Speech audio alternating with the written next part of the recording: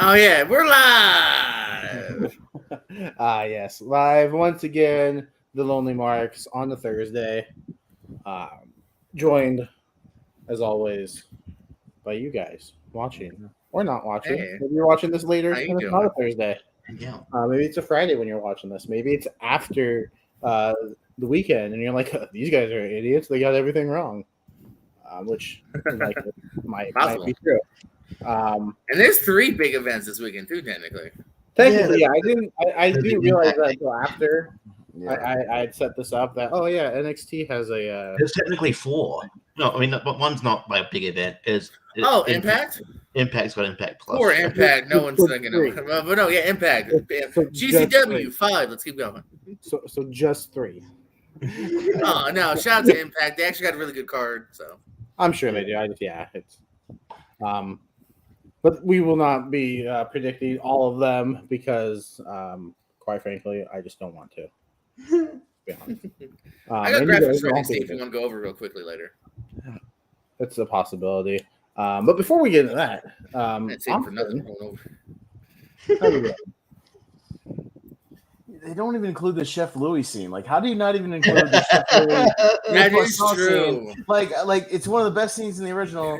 And like, dude, like they just don't understand like what scenes to extend and what's it. Sorry, I was ranting about Little Mermaid before we went live, and Chef Louis taking I just- on Eugene this weekend. I'm so done with these Disney remakes. Luigi Anyway, Primo. sorry. This is not the Disney remake podcast. We'll talk about that on Saturday. But oh my god, I have so much to say. That Disney remake podcast is going to be as long as the tournament fights with the Wolfman. Yeah, right. No, it's not. Some say listen closely. That tournament fights is still happening. What we're gonna do, Jacob and I, on Saturday is I'm gonna put the Little Mermaid on. I'm gonna do a watch along, and I'm gonna point out exactly, and I'm gonna pause at every scene and point out exactly what the original one does right that the remake gets completely wrong. So that's what we're gonna do on Saturday, Jacob. We're changing it. Listen, I'm busy. All right, I'll do it myself. Damn it, I can run the StreamYard myself. I'm gonna do it myself, and I'm gonna rant for an hour and a half. Well, I just don't feel like I'd be able to contribute to that conversation. Right. Having seen the movie. No, it's fine. I'm gonna do that. I'm gonna do that on my own next week. Tune in for that next week on Movie Hero Network while Jordan's out of town. There you go. Yeah. Richie is also here. I picked a great time to ask you how you're doing. With I'm a eating mouthful. cookies. Yeah, I'm very hungry. You're eating what? Cookies. Cookies. Did you bring enough to share? I got one left. You want to share it amongst yourselves? Mm-hmm. So greedy bastard. Oh no, I am doing good. You're just eating cookies, and these two shows should be decent. I feel like given the time difference, Night of Champions will be over by the time I wake up, so I'll watch it later. I'll watch it later on. I can watch it while Yeah, eating. usually I'm about halfway through. Yeah. I'll be at work while it's going on, so I'll just watch it later. That was always my favorite question the teacher asked was when you were caught eating something in class. Well, did you bring enough to share? Just one time I wanted to bring enough. No, because this isn't socialism. I brought it up for me. I'm a greedy capitalist. And Pez was only 6 when he said that. That's right. Hell no, I only got one piece of gum. I didn't bring enough for you. It's my gum. I bought it. With my allowance money. Yeah. We'll talk about, if you want to be honest, we're talking about how hot you were. Okay, we're talking about how hot the teacher is. Yeah. Talking about when you lean over, we can see down your shirt. That's what we were talking about. Yeah. Hey, Is that all you guys think about? Yeah. Every time I think of you, I think of the Van Halen song "Hot for Teacher." Mm-hmm. Anyways, JPO is also here. I think. Hey, I am here. Wait, I'm out here. What? Well, you're kind of laggy here, but sort of here. Yeah. I think you're good now. Talk. Damn. Uh-huh. Where? What? I think you're right now. Yeah, you're all right now. All right, maybe I was on another tab. All right, I'm gonna be on another tab when I speak, so I'll just keep it short. Hi. Hey. We are, so we're here talking about the weekend and our Night of Nothing predictions. The Weeknd's a good singer. I like him. Night of Nothing, Okay. I like to call it. Also, I just didn't want to type out both show names, so it's Night of Nothing. But it is Night of Champions on Saturday, Double or Nothing on Sunday. And yeah, I'm looking forward to both shows. So yeah, before we get into the predictions, how are you guys feeling about the shows overall and kind of the cards? They kind of built up both cards very, lately. I felt like that they had a couple of both cards had only a couple matches on before the last. Yeah, before things went, but yeah, they've built up a decent card. But yeah, like it took. It was like a week or two out of the show. I'm like, both cards only have 2 matches on. But yeah, it's shaped up to be a decent card. So I'm looking forward to it. Yeah, Austin, how are you? Because I know as somebody who doesn't watch the weekly shows. I kind of casually follow WWE storylines a little more than casual follow AEW, and I'm a little behind on my Brian Finney recaps of Dynamite or whatever. So I really almost have no familiarity with the build up to the Double or Nothing show, like at all. Like my predictions tonight will be almost completely blind predictions, just like gut feeling, without knowing what's been going on television. But the one thing I'm concerned about is, we've had some really great crowds with these foreign shows WWE's done, and these Saudi Arabia shows just seem to have really lackluster crowds. Like there's people there, but like they just act like it's not a big deal. You know what I mean? It's just like, amuse us, peasants, like that kind of mentality. And, as opposed to the Puerto Rico crowd and the Clash of the Castle crowd, which were like clearly happy to have wrestling there, and very excited and made it a thing. These Saudi Arabia shows are just like, we're just, here. Do your thing. One thing that does distract me with the Saudi Arabia crowd is like the front row is always reserved for like the princes and shit, and they don't give a shit at all. They're always on their phone, always standing up. Yeah, it's like, why are you even bothering to be there, or why aren't you in like a box, like a private box, up in the arena or something, like away from everything? Yeah, why park yourself right across from the hard camera and look as disinterested as possible? Yeah. So I mean, we get that you've got $1 billion, but geez. Yeah. So I don't know. We'll see. The crowd won't be great, but we'll see if the matches are any good. I don't know. We'll get into it, but I don't see them doing a lot of title changes in Night of Champions. But we'll see. I mean, the crowd loved Logan Paul at the last one, but that was about it. Maybe he's got a big secret following in Saudi Arabia. I don't know. I don't know if that's a good thing, but yeah, maybe for some reason he does. I don't know. Who knows? Did they ask for Yokozuna this time? Jordan, how are you feeling going into the shows? You excited? I'm pretty optimistic. I think we'll have some good wrestling this weekend. I think they're both missing a little something here. Like I don't really, kind of with the title changes. I don't see MJF dropping it. We don't really have the main title on the line of Night of Champions. So like, there's just little things where I'm like not the most pumped for either one of these, but I'm definitely pumped that we got a lot going on this weekend here. I actually am the one that will probably also watch the Impact show and maybe the GCW show. Probably not actually at this point because there's too much going on. So, but it's fun. It's fun when this happens here, for wrestling fans when we're kind of spoiled. Yeah, and Malcolm brings up a good point in the comments. The Saudi Arabia one is going to be interesting to see how they react to Sami Zayn being there because this will be the first one. They'll be just as excited as anyone else. Like I don't think the fans give a shit. I think it's as far as like they'll have as much excitement as I had when I saw the Under the Sea sequence and saw that they weren't playing instruments. Where the fuck were the instruments? Aren't they supposed to be playing instruments? Oh, when they get to the instrument part, they just show the turtles walking. Weird. Where's the tubas and the saxophones? All right, sorry. I'm going to interject Little Mermaid rantings throughout the evening. I'm going to try. Let's see how many times. Yeah. So yeah, we'll start with Night of Champions because it's the first show of the weekend. So why not just start with that? 7 matches on the card. Only 2 of them are not championship matches, so that's good. More championship matches than. I have graphics if you want to use them, Jacob. Yeah, hold on.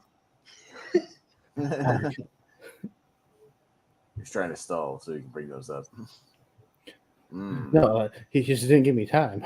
Yeah. He was so excited about his graphics. No, I was. You have time. I just didn't want you to be like, so Naomi, Bianca versus this person. Like, I was like, no, go back. I got not that graphic. No, so is this your first graphic, Cody and Brock, or is this just like the title graphic? The title. No, that's the graphic. That's the graphic. Okay. Yeah. So okay, then we'll start here. Yeah, I was just going to go in reverse order of the Wikipedia page with this link as well. So yeah, Cody versus Brock, which I believe was the first match booked for Night of Champions, a match featuring no champions. But no, this is a storyline that I've actually gotten really interested in. Obviously Brock has just been dismantling Cody every week, and Cody's showing that he's a fighter, and Triple H gave him an out, and he didn't take it. So yeah, it'll be interesting because he said he wants to challenge him to a fight, but this is just a regular match.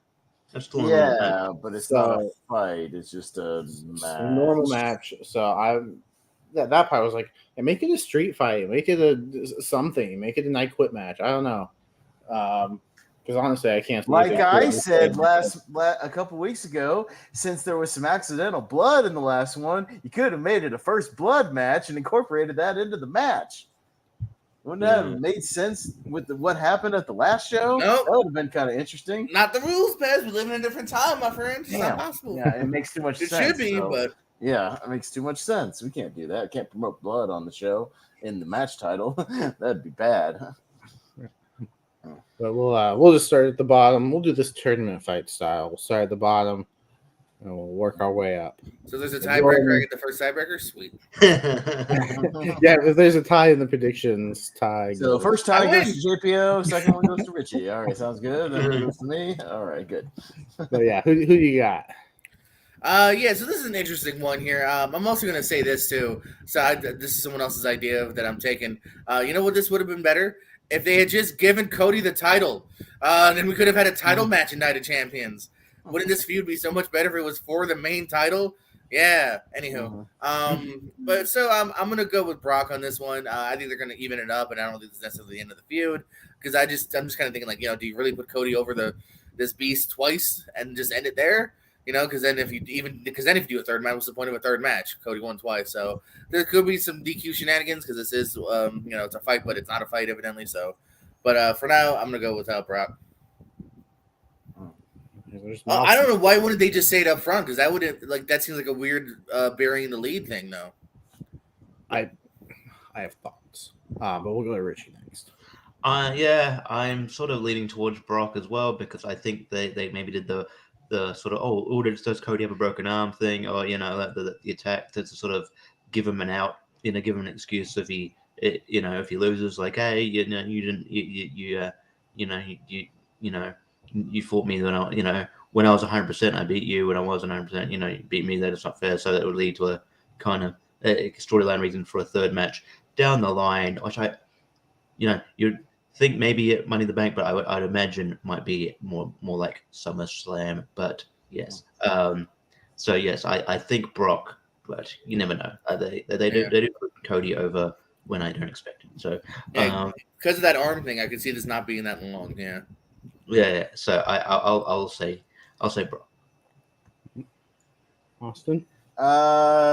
Yeah, I think just because of Vince McMahon 50-50 booking, I think Brock gets the win here since Cody won last time. And then, they might do something quick to where he tries to go for the Kimura thing again. And they do remember when they did that sort of arm breaking thing with him and Triple H, where he they pretended he broke his arm or snapped it out of the socket or whatever.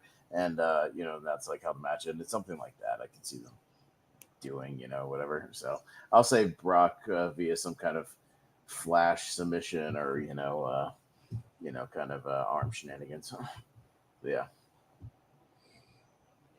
Yeah, I'm going with Brock as well. I definitely don't think this is the end. I think we have a blow off or a third match at some point. I don't know if it's Money in the Bank or if it's SummerSlam. SummerSlam makes more sense. It's just a bigger event. But who knows? Maybe they want to do it for the because they're doing Money in the Bank at the O2, so you know what I mean. They want another really big match there. I think that'll have a better crowd than this one. I can safely predict that. Oh yeah. Mm-hmm. But I think Triple H is more involved than we think. I think there's a reason we saw him Monday. Maybe he's the reason Brock is going after Cody. Maybe Triple H is just a little vengeful. Like, hey, I remember what you did when you weren't here. So who knows? I think there's more now, bitch.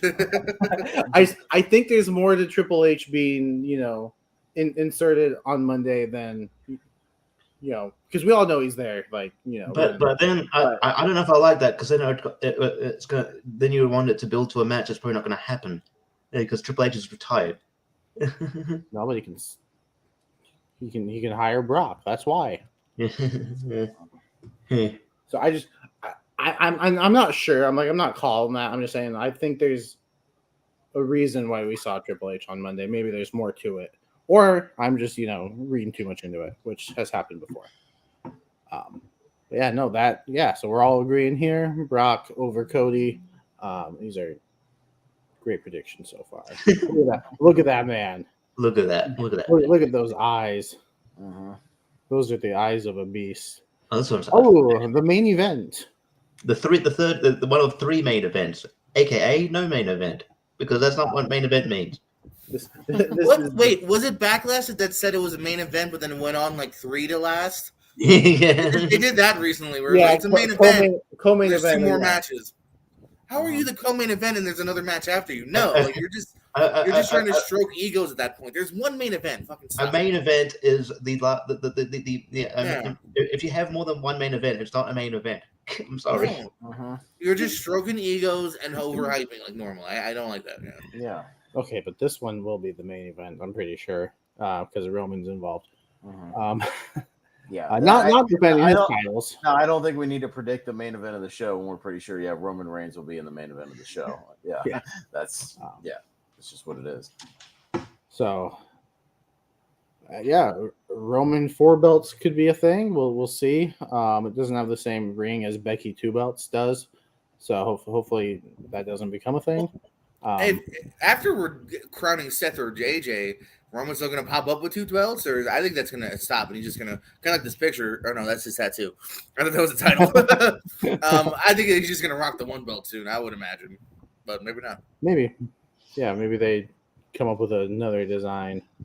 No, I think he'll just rock the WWE. I think they'll just kill that Universal belt. Yeah, reportedly Triple H doesn't like the Universal title anyway, so he'll probably just drop that. No, but that's the one that he's held for over 1,000 days. So.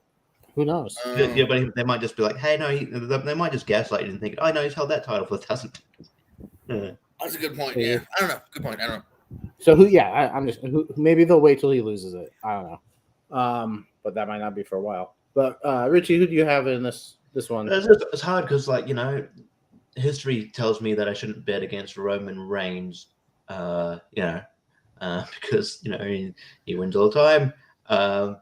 What about and I know Sammy and KO only just got them, but yeah, I feel like there might be just to kind of further, I might be wrong. I think to further the bloodline disintegration, the further bloodline disintegration, I think the Usos try to get involved somehow, and that backfires, and then which results in Solo getting pinned, and so that causes the tension between Roman and Solo, and so yes, but yeah, Roman's not taking the pin if he's there losing. So I'll go Sammy and Kevin, but I can see it going the other way. Awesome. So I was the one who predicted it at WrestleMania. I'm going to predict it here. Roman Reigns and Solo Sikoa win the tag team titles here. Walk out of Saudi Arabia with the tag team titles. Like Malcolm said, thus leading to a feud finally with the Usos. Because what I see them doing here, and then they could not do it or whatever, but who cares? I never win predictions except for the last time anyway. So here's what I see, just because I think Vince McMahon's crazy enough to do it. To have Roman and Solo win, and then point it out to the Usos and go, you see, we did what you couldn't do against Sammy and Kevin, and kind of flaunt it in their faces. And that's what finally gets them to kind of like start really like jacking up the feud. And then Jey Uso's caught in the middle, and he finally has to side with his brother against the rest of his family. So I'm going to say they pull the trigger on it and take the belts off of Kevin and say, and for the sake of the Bloodline storyline that they keep pumping out, Roman and Solo walk away with the belts here. I predicted Roman retaining it at WrestleMania, and I was right. I had a bad gut feeling, and I got that bad gut feeling here too. So that's what I'm going with. I think Solo Sikoa is your next challenger for Roman Reigns. Because Solo gets pinned, KO and Sammy retain. But Solo takes the pin. Reigns doesn't like that very much. And I think we see Solo kind of, he gets kind of fed up with the treatment of Roman. And I think we get that match at Money in the Bank. Or maybe SummerSlam, it's Solo and Reigns. Maybe it's a build to SummerSlam. But I think Solo in the near future will challenge Reigns for the title. So I think that starts with him taking the pin here, and just, Reigns starts getting. I think because the Bloodline, I think we're towards the end of that. I think it'll end soon, and I think this kind of so KO, Zayn pinning Solo. That's my prediction. JPO. I'm tempted to agree with Pez because the last time we all disagreed, he was right. But I'm gonna go with you guys and say KO and Sammy retain. A couple of reasons. I do think that we are getting to the Bloodline kind of exploding. So I think either A, like you said, Solo takes the pin, or like maybe they ask the Usos for help and they don't. You know what I mean? And we can still kind of get to everything just without putting the titles on them, and it does leave a happy ending to the pay-per-view. Although that doesn't necessarily mean anything because look at WrestleMania They night do that for WrestleMania. I know, so it doesn't necessarily mean you do need a happy ending. But I'm gonna say this time we get a happy ending. Because I just I don't know. That's just where I'm leaning towards right now. But they may not feel like they need to because it's in Saudi Arabia, so who gives a shit? But also, let's go with the logic of this is Saudi Arabia, kind of like we were saying with Brock and Cody. It's more or less like a glorified super show, house show, kind of like when they go to like Madison Square Garden and they don't film it. They're gonna give us good matches, but it's gonna be middling storylines. This is a big story turn. They ain't changing the heavyweight title. That's all I'm saying. It's the tag team titles. We got one heavyweight title changing because it's being crowned. So we already got one title changing. However, this is the show where Goldberg pinned the Fiend. Shut up, Richie. You're agreeing with us. Don't agree with Ben. Saudi Arabia. No, I am with the Canadians. Walking away. And Pez says they will. Watch it be completely tied, except for that match. They do what I think. You guys are like, fuck, no more Russo. Damn it. That's a good shout, actually. Yeah. Yeah, no, I think the Usos will be involved in some way. Unless, can one travel? Is there any reason he can't be there? Are they? No, there was an issue with him traveling to Canada or UK or whatever. But okay, I'm just making sure because I know they're not on the card. I was making sure, but I think they're definitely going to pop up in some way or another, whether it's helping them or hurting them. Yeah. All right, the co-main event of the evening. To crown the new World Heavyweight Champion, we have Seth Rollins, the winner from the Raw side, taking on AJ, the winner from the SmackDown side, because SmackDown had to be involved in the Raw in a Raw Championship. Anyway, no, I'm looking forward to this one. Austin, what about you? I don't think any of us are probably going to pick against Seth here. Even I won't do that because I just don't think AJ's in the position for it right now. Seth has kind of rebuilt himself back into championship material. The crowd, digs him, and he's just kind of got that star power back right now. So, and he's got a character to where depending on where they need him to go with the title, he could either be a face or a heel. You know what I mean? He's got that character right now where he's kind of that tweener thing where he can do whatever they need him to be. So, yeah, I'll go with Seth. Yeah. Yeah, and Malcolm brings up a good point as well. Don't see the logic of separating AJ from his faction.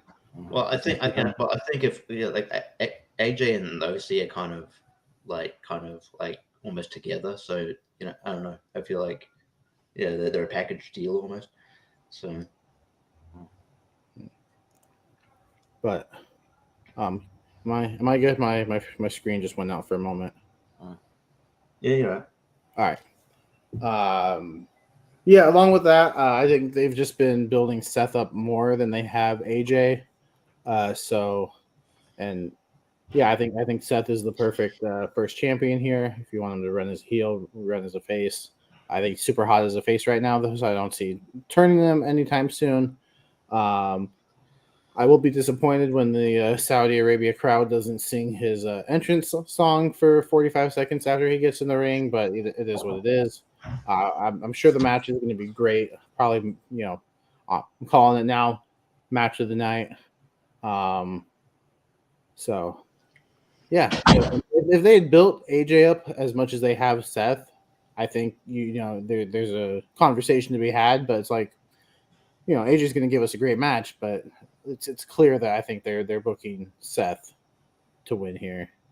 So, Jordan, what do you think?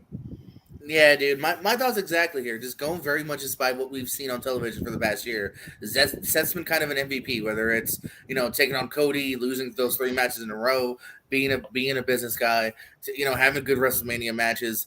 AJ was hurt recently. Like, he's just coming back off an injury, wasn't even on Mania.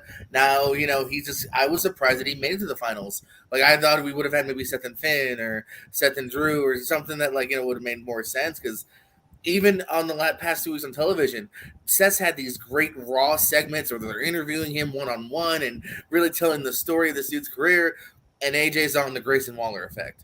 And which sounds like they're going to just do that for you probably, in a couple weeks. So it very much just sways like, Seth is a star. Oh, yeah, and he's fighting AJ. So, yeah, based on that, I got to go with Seth. Everything else that has been said, I think it's just true. I'd be surprised if they were like, no, let's go with AJ. I just don't think the momentum's behind him. I don't think the company's behind him. You know what I mean? So yeah, I think this screams good match. Seth wins.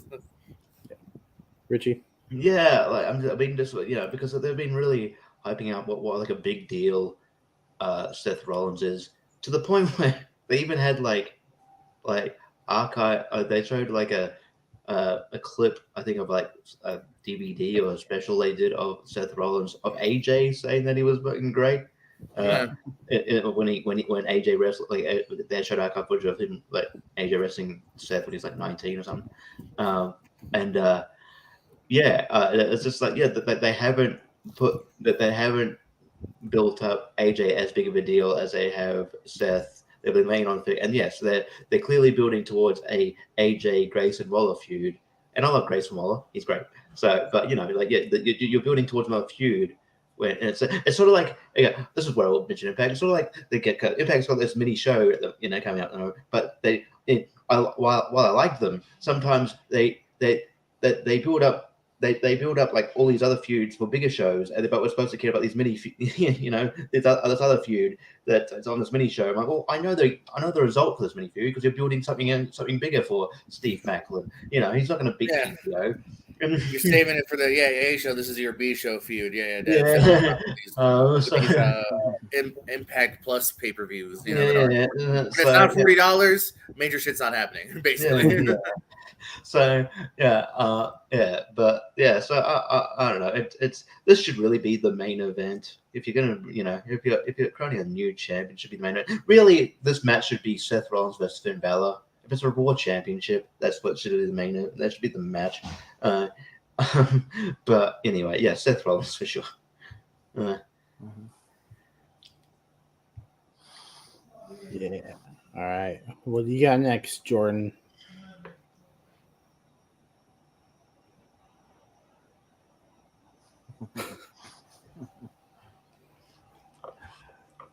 Becky Lynch taking on Trish Stratus. They both look like deer in the headlights. Yeah, something's Car. up with Becky's eyes. Anyway, no, I'm looking forward to this one. I think this will be a decent match. And I think this could be a toss up. I'm not sure which way they want to go. If they want to extend it to SummerSlam, I could see Trish getting the win, and Becky doesn't like it when she gets beaten, so obviously she's going to keep coming after her. Yeah. Right now, because honestly, I could see this going either way. I'm going to say Trish, but not confidently. JPO. I'm gonna flip that, but agree with you on the non-confident part. I'm gonna say Becky, but again, yeah, it's really also one of those like backstage things too, where it's like, is this just Trish's big payday and she's bouncing after this? Is she sticking around to SummerSlam? You know what I mean? So there's a lot that like play into it that we all just don't know. That's true. That makes it seem like she's around for a little bit, but I mean, did they just do that because they know she's gonna be there for the next month and milk it? I don't know. So, I think Becky could be a really good, because, let's also face it, spoilers, Rhea's fucking retaining. So I think Becky could be a really good Rhea next feud, for a big show. Well, that's SummerSlam, so you also could do a rematch of Money in the Bank. So, yeah, it's kind of all up in the air.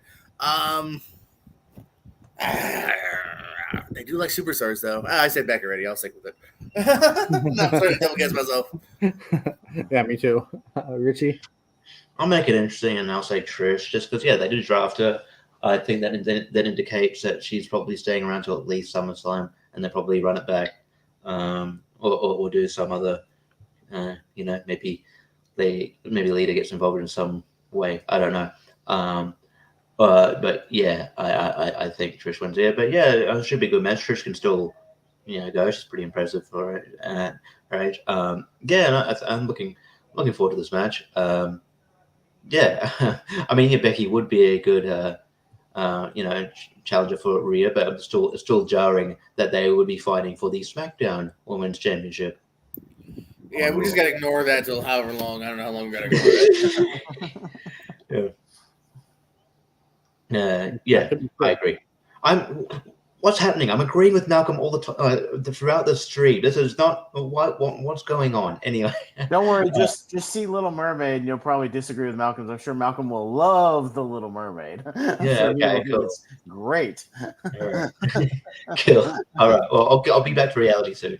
But So I'm gonna go Trish. I'm gonna make it interesting. All right, Austin. Trish has come quite a long way from. I was literally just the other day.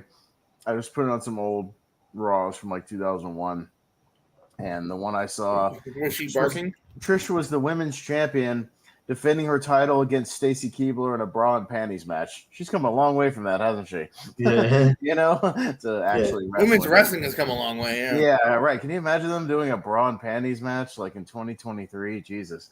And the whole match is just about Jerry Lawler, going nuts for. You know what though? This is a weird segue. That would be a fun like gimmick though. Like NXT, like Tiffany Stratton was like, "Let's bring those back!" Like and everyone's like booing her. Like, "Come on, guys!" Like, I have a special gimmick for you tonight, for our match tonight. Not one that's surrounded, all about athletic ability or whatever. It's who can strip the other opponent to their broad panties. Tiffany Stratton and Kiana James. I can see that. Yeah. I think that'd be a fun gimmick. Somebody was like, "Let's bring it back. Where's the Divas butterfly thing?" Yeah, it's 2023 and Trish still looks great, still wrestling, can still go, and I think she takes the match via some heel shenanigans. That's what I'll say. Well, there you go. Hey, can I change my mind? Nope. Sorry, it's already written down. It's locked in. Yeah. So not many split votes yet. So that's all. We're all one way. Yeah, maybe here. Bianca and Asuka. Jordan, you kick us off. Damn, I want to hear what other people's opinion was on this. Because again, I want to say Asuka, but I'm just so afraid that it's Night of Champions. It's whatever. Keep it on Bianca. I'm still gonna say Asuka. I really look at it from like you put her. This is a new character. You already put her down under. And again, like as much as a shout out to Bianca for having a really good title reign, I'm ready for it to be over.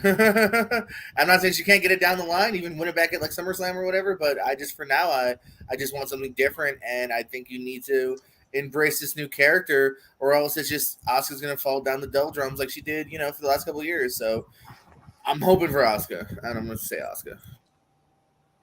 Richie? Yeah, I'm kind of with Jordan here. I like Bianca, but I think she's gotten a bit stale. Her character hasn't really changed up, and I like that they've sort of acknowledged that Asuka's getting stale, so they changed the character, and she's been really cool. I guess she's a heel, but she's quite popular. So yeah, she's a heel definitely, but it's hard to tell if she's a heel because she's still always beloved. And I just think they missed the boat. I think she should have gone over at Mania, and I think it was baffling why she didn't. And I've heard rumors that they maybe at some point down the line they might turn Bianca heel, and that might be a cool I think she's ready for it, and she's a good heel. So yeah, I think it's about time. And it'll be a much needed change to her character because I think and it happens to a lot of people. People just get, if they're just in one character, they get stale, and it's just what's in my opinion that's what's happening here. I think that might be one reason why, she was booed over Io Sky, but Io Sky's really good. But I think there is a sense that we're ready to have someone else's champion as well. So I'll go Asuka because I think she should win at Mania, so she should win here. All right, Austin. I thought they were going to take the belt off Bianca at WrestleMania. So for me, if they haven't taken off by then, she ain't losing it here either. She gonna hang on to it for a little while longer. I take Bianca. This is one where I'm as torn on this one as I am Becky and Trish because, I could see it going either way. Like maybe they use the title loss to turn Bianca heel, and she just starts going nuts on everyone. But at the same time, I don't think Asuka can. I don't think she can afford another loss. You can't keep building her up as this threat and then just having her lose all the time in these big moments. Oh, Vince McMahon can. That's what his booking does. We book people to lose all the You time. keep saying Vince. It's Triple H. It's Triple H. It's fucking Vince. This is exactly what he does. I know Vince booking, and Vince books people to fucking lose constantly and still get title announce shots. what next week's Raw matches are going to be. There's Triple H is there. Vince never announced shit ahead of time. Vince forgets, or he doesn't announce what the next match will be because he'll forget that. He's going to change it. He's going to rip up the script until an hour before showtime. Yeah. So Vince loves giving people title shots who's had a losing streak. That's all I'm saying. It seems to be a staple of WWE. Hey, how many matches have you lost? 27? You get a title shot. Makes no sense. That's all I'm saying. We're actually going to get to someone who's like that. Probably, we're going to talk about that soon. Yeah. I'm not confident, but I'm going Bianca. But not confident. So this one we're split on. Yeah. So we got 2 and 2. That could be the one that decides it all. This looks like a video game, Natty. That doesn't look real. Yeah, it's just like she looks like she's. Ever seen that movie Smile? We're about to die. Yeah, she looks like she's like a cast member in the Barbie movie. No, I think last week she just got another face surgery. So that saddens me because I feel like Natty would have been a really just organically good-looking woman. Yeah, she's a good looking. And then these women they get addicted to it, man. Her and Charlotte, rotting themselves, man. Yeah, it's and then Renee Zellweger, they don't look themselves anymore. Yeah. Even Cameron Diaz. You see Cameron Diaz in the mask? She was hot ass, and then she just immediately changed it. She's probably about to break a record, which is why she ain't going to drop it. She's at 416 days as of now. Exactly. 500 days, baby. 500 days. 4 is fine. That's more than a year. You don't need to get to 5. Hey, they got a hard on. She already had her she had her Raw celebration that Asuka put mist in her face. That feels like a good hey, here's your celebration. You're gonna get another one. 500 days, Roman to 1,000. There you go. But it's on a new match. which is the longest with the current iteration of the belts. So they love their records here in current WWE. Speaking of records, I'm sure Natalia might be the person who's performed at the most Saudi events. I'm not sure about that, but Well, I think she was in the first women's match with I think was it Alexa Bliss. I don't remember. I think so, yeah. Were they both wear 5XL t-shirts? Yeah. But Richie, who do you have, and why is it Rhea Ripley? This is pretty easy. This match hasn't had much build up at all. I think it was just like Natty came out one time, to square up with Rhea because she didn't like her bullying, and then that's all she's been doing ever since. And it's like, okay, cool. I feel bad for Natalia because I think she could, be in meaningful feuds, but she's always used as like this sort of stopgap for champions who are on to bigger things. You know what I mean? Like, she's always like used as like a challenger for a B pay-per-view, and then but she's never like positioned as a credible challenger at a SummerSlam or someone who could, I can see her taking the title, even though she is a former women's champion. I feel like, given her talent, she should be a bigger deal than she is. She's just sort of that in it. But Rhea for sure. Austin, who do you have, and why is it Rhea? Rhea ain't losing to someone that's basically a part-timer. Rhea Ripley wins.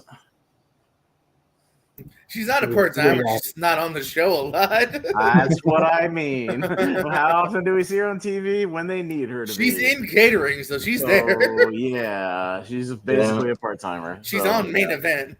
She's around. Yeah, exactly. Yeah. That's pretty much what I'm about to say in a minute. Yeah, well, it's your turn because it's Rhea because of course it is. Yeah, like I don't mean this in a mean way. Like this shouldn't even be on the show. This feels like kind of what Malcolm just said. Oh, we need Rhea on the show because like this is not a pay-per-view worthy match. I love Natalia, kind of like what Richie's saying, with some build-up.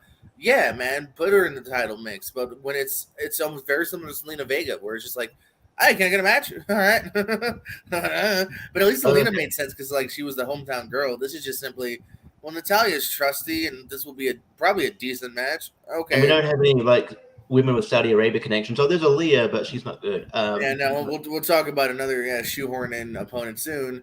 So this is just whatever. Rhea's way too hot on every level right now to lose to Natalya, who's not even hasn't had a meaningful feud in a little bit. So yeah, it's Rhea. Yeah. So we all agree. We're all in agreement there. Oh no, not her. Oh Jesus. Oh, sorry. It's Mommy. Which I am curious as to what Mommy's gonna wear because usually she's got some revealing outfits, but it's Saudi, so she's gonna be very covered. I want to do bad things to Rhea Ripley.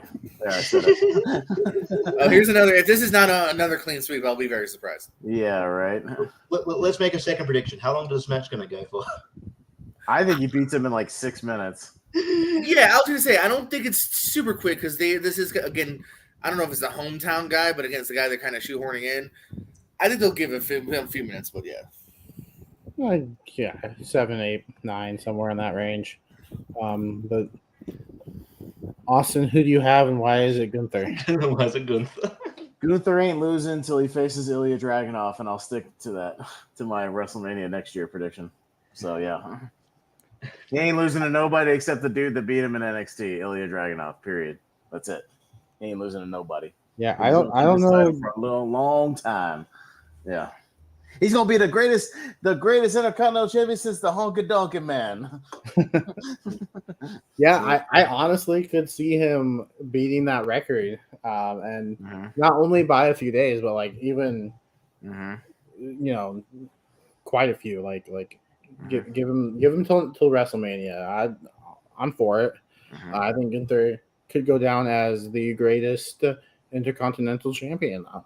You don't need multiple reigns to do that. You just need one very memorable, and I think he has one very memorable reign right now, and he's not losing it. Sorry, Mustafa Ali, you're a great in-ring competitor, but you're not the guy. You're not that guy, pal.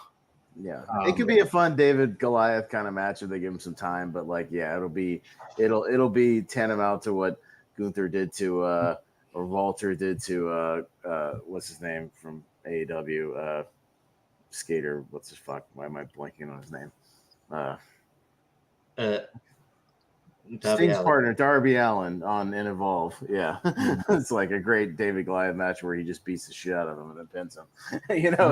Darby Allin got like a couple of nice spots, but Gunther just beat the snot out of him essentially. So that's what I think this was going to go. Yeah.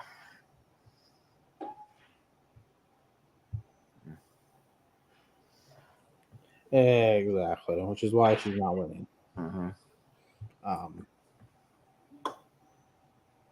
But Jordan.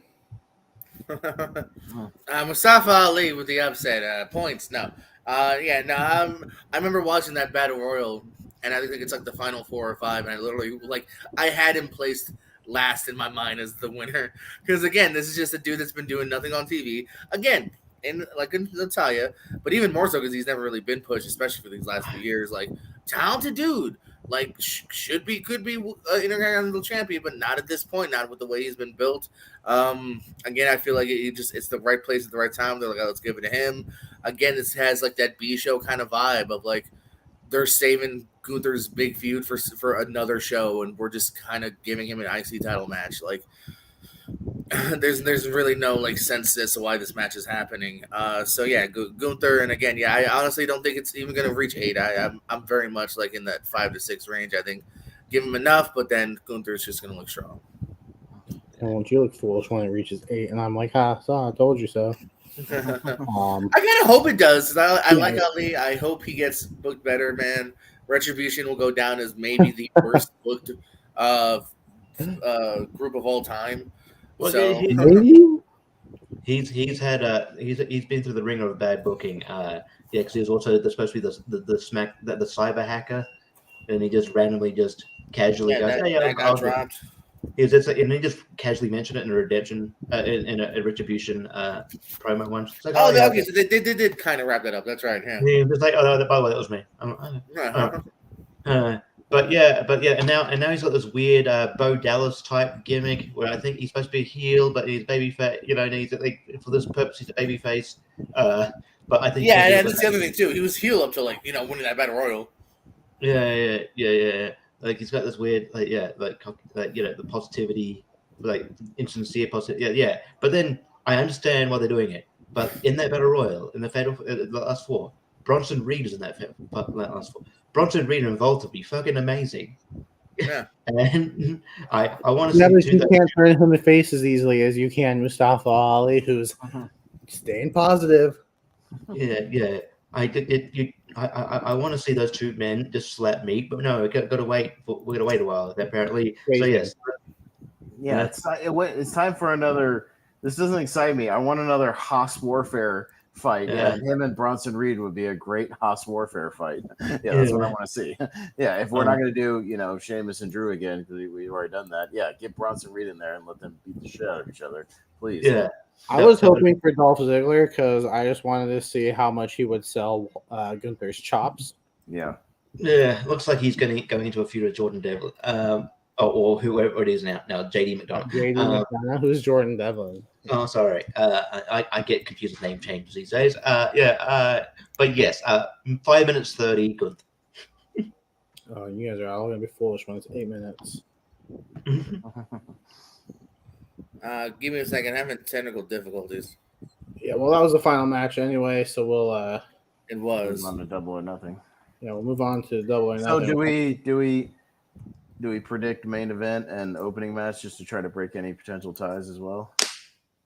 Opening match. We could. I want to say, I don't know. Main event, I agree. It'll be the tag title match. Yeah, I think we were all in agreement on that. I think we're all in agreement, so we'll just say the opening match because we may not all agree on that. We'll see. So yeah. I'm gonna say Gunther and Mustafa Ali. All right, so sorry about that. I somehow kept hearing you but could not for the life of me find where you guys were. Like I couldn't find the tab anymore. Because you got I don't know. you're here twice.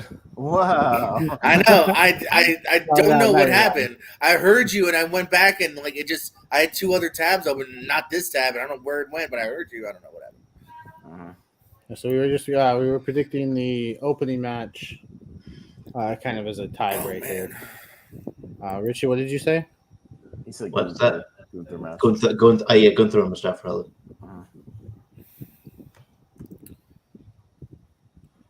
Okay. Austin. Oh, me. Bianca Asuka.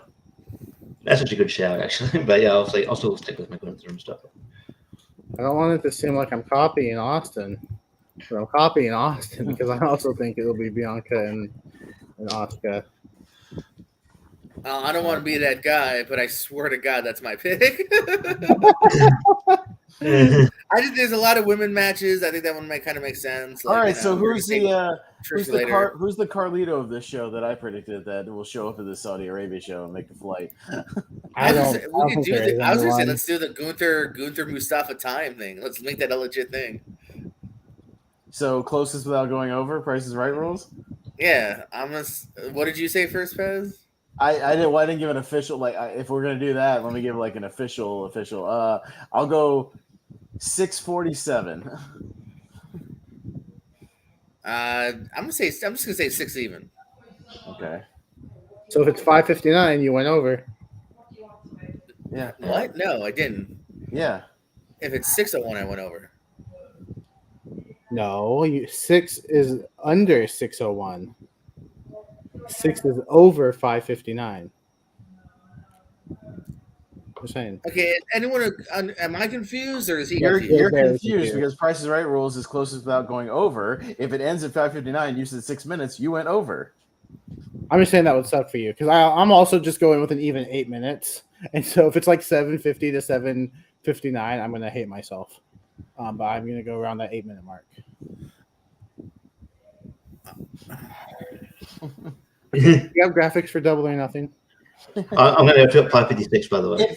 If you're on the Price is Right, JPO, and they bring out the refrigerator, and you I say, understand. I think the refrigerator. I'm just saying it's not going to go over 6. I thought we were. It's it's my fault. I just don't know. If they say the refrigerator is $7.99 and you said $800, you don't win because you went I don't over. get the time thing though. Then that's all. All right, move on. Fine. Yeah. I just confused. That's all.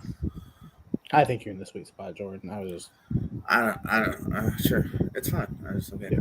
And now back to my other question that I had. Do you have graphics for Double or Nothing? No. Okay. I thought you were the prepared one.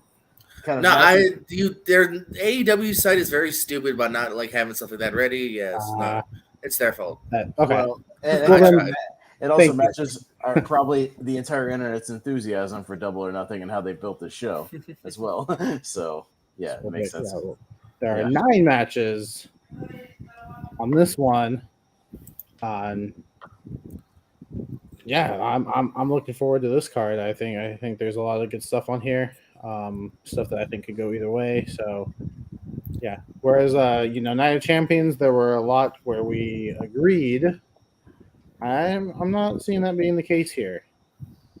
So we'll just start from the bottom and go up because they always like to list the main event as the first match for whatever reason on Wikipedia, and we all know that's the show is not opening with the world title match. So the first one they have listed is the unsanctioned match between Adam Cole and Chris Jericho. I do have a website that has graphics that I can scroll up and down for if you like, Jacob.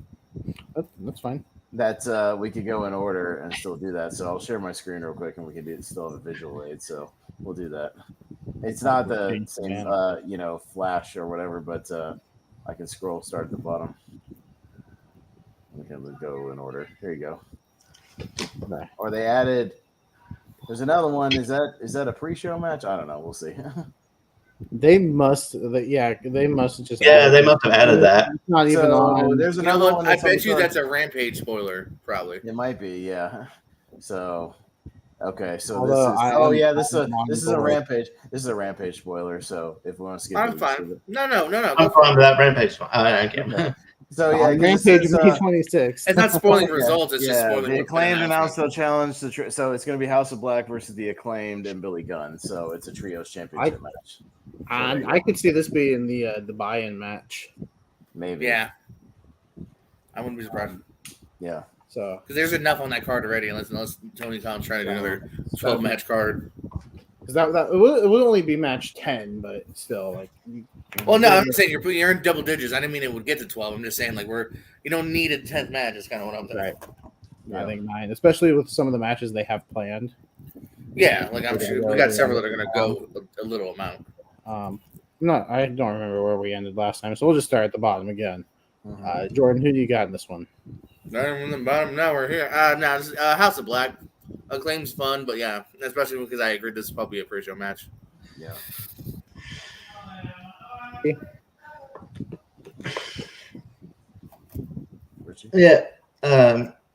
Yeah. Like if there was any more build to this match, I would probably say, okay, yeah, maybe Acclaimed and Billy Gunn have a shot. But yeah, like maybe this is more of a start for a bigger feud. But yeah, I would say House of Black. Those open house rules kind of confuse me because they always have different. Yeah, and that's also true too. Like it's also a new concept, so like I don't think they're gonna end the House of Rules on like match number 2 or 3. Yeah, apparently there's no rope breaks. I learned that. Well, no. If I'm correct, the rules are like the opponents get to like set some rules. So I only think that rule only stood for last match. Oh, I think. Okay. Like I think the rules are always going to constantly change to a degree. Yeah. Like with the Dynamite where they defended against Meta League, Blake Christian, and AR Fox. It was basically lucha rules where like so but that's not going to be the way always. Yeah. 2 people in the ring at this one time, but if one person gets out, then they're out, and then I also like how they edited the word ass. Yeah. It's too much. Daddy A hashtag. Yeah. Oh yeah. Well, this site's really conservative. Yeah. Yeah. Right. But you'll see, they actually have some graphics when we scroll to the next one. But no, that's cool. Richie. Yeah. I'm sorry. I've got House of Black. Okay. Yeah. I'll also just quickly take House of Black. It's fine. House of Black. Yeah. I think I realized I get how the time thing works now, guys. I get it. Funny enough, I wonder if they just copy and pasted from the Wikipedia page as well. How dare you steal our gimmick? So Richie, who do you got in the unsanctioned match? Jericho and Adam Cole with Sabu as the enforcer for some reason. Which I think is weird because they announced on Dynamite, they said that he was going to be in Adam Cole's corner. Now he's the enforcer. He's Cole's in first. I think they just wanted to put him on the graphic because even when they showed the graphic, Excalibur still said in Cole's corner. You know what I mean? So yeah, okay. I think they just wanted him in the graphic, which is not this graphic evidently, but. It was funny when Sabu there's a running joke when me and my friend watch Dynamite. Like when the lights go out, we go, "It's Sabu." And then finally, it was Sabu. And no lights went out. No lights went out. I'm like, oh, damn it. And then my friend made a funny comment because when he came out, he goes, he looks like Kevin Smith. I'm like, he kind of does a little bit. Like, if you look at him, he kind of, a little bit. Anyway. But yes, this match, it's just hard. It's hard to. They're weird with unsanctioned matches, especially. It's not even the first unsanctioned match Adam Cole's been in, or Jericho, I don't think. So, yeah, they're weird with this because they might pin Adam Cole and go, "Hey, didn't count with a record. Yeah, he's undefeated when he comes back." But yeah, I'll go Adam Cole. But yes, I don't know why this has to be unsanctioned. I don't like the idea of unsanctioned matches in wrestling is stupid. But yeah, man, I'll speak more on that later. So they can do anything and then not have consequences. Well, make it a DQ match. AEW bleeds every week. Like all of a sudden they need to call this one unsanctioned, which is probably going to be tamer than a normal Moxley match. Well, here I'll defend one famous unsanctioned match. The Triple H Shawn Michaels one at SummerSlam 02 because it was Shawn Michaels coming back from his back injury or whatever, and then being like, yeah, but we're not going to be responsible if you break your back again, and then you sue us because you were being stupid, and Triple H being savage enough to break his back. Like, if it makes sense as far as the storylines and an injury angle or something, I'll buy that, but sell me on why it's unsanctioned other than just it sounding cool. That's what AEW does. No. Yeah, why isn't it just a no DQ street fight, whatever? Street fight, Las Vegas street fight, whatever. Whatever. Well, I mean, they could make that same thing claim here then with Adam Cole. He was just out for 9 months, hasn't been back very long. So they could say that same thing here. I guess you just gave it more reason to be unsanctioned than they have on TV. Than they have. That's what I mean. You're inserting your own thing that they haven't done. Yeah. I mean, the Triple H thing and Shawn Michaels, like Triple H was also like running him into cars and they were brawling and it was getting out of control to where Eric Bischoff was like, I don't want anything to do with this. Like, you guys can have your little thing, but I don't want it. The feud first started when Triple H attacked him backstage and made him all bloody and shit. Right. It was violent to get from the get-go. They built it. Yeah, this one, there's no reason for it. Make it a street fight, fine, but why? What the unsanctioned thing should be like? It's so out of control. We can't stop these guys. We don't have responsible for what they might do. Whatever. It's weird. It was funny when they did the contract signing. Scale was like, I know you're wondering why we would do a contract signing for a match that's unsanctioned. I'm like, yeah, good question. Yeah, so shouldn't there be no paperwork involved, no official things involved? We're literally borrowing your referee, but that's only because the referee is the one who counts pins and your cameras, and you can air it on your pay-per-view and make money off it and advertise it. And here's a match graphic. And and with that said, what do you have? The factor is Sabu, and I have this really weird thought about that. Again, I don't watch the show, so I don't know how they're building it. So all these predictions I'm doing is what I think would be interesting. Sabu turns on Adam Cole and sides with the ECW original Chris Jericho, Lionheart Chris Jericho. I could legit buy that, and I could even buy that into the point of we'll never see Sabu again. Anyone, just a one-off turn, right? AEW does that kind of stuff, so yeah. I don't know, just because.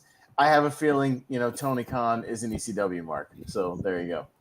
Well, obviously, he's brought in Sabu randomly. So. Right. For no reason. So I'm pretty sure Sabu's from Las Vegas, so that just might be the only reason. Yeah, he lives along with the ECW connection with So they flew him out to the Dynamite wherever they were filming the Dynamite, and then it was Vegas. It was in Vegas. Oh yeah, so he didn't. He just drove to the show. Maybe. So sounds good.